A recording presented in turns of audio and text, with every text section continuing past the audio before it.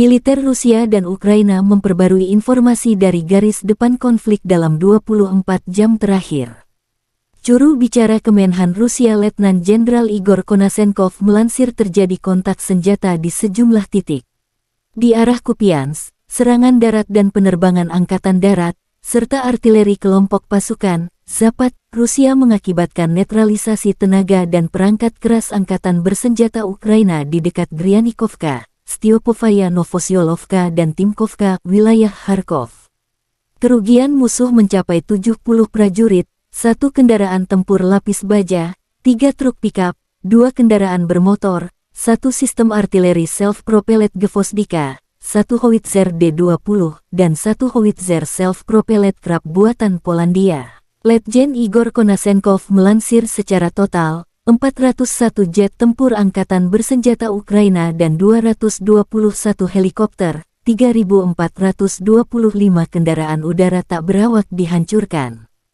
Termasuk 412 sistem rudal pertahanan udara, 8.303 tank dan kendaraan tempur lapis baja lainnya, 1.059 kendaraan tempur yang dilengkapi dengan MLRS, 4.363 meriam dan mortir artileri lapangan, serta 8.953 unit khusus peralatan militer dihancurkan selama operasi militer khusus.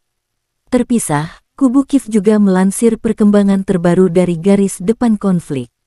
Sebanyak 980 prajurit Kremlin dinetralkan dalam 24 jam terakhir. Termasuk 8 tank dan 10 kendaraan lapis baja Moskow dihancurkan. Secara total, Presiden Vladimir Putin sudah kehilangan 161.520 prajurit sejak awal konflik. Termasuk kehilangan 3.492 tank, 6.799 kendaraan lapis baja, 2.528 unit artileri serta 304 jet tempur serta 289 helikopter.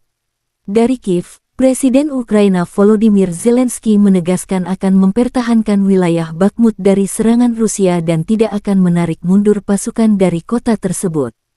Konflik Rusia dan Ukraina memasuki hari 385 belum ada tanda-tanda perdamaian.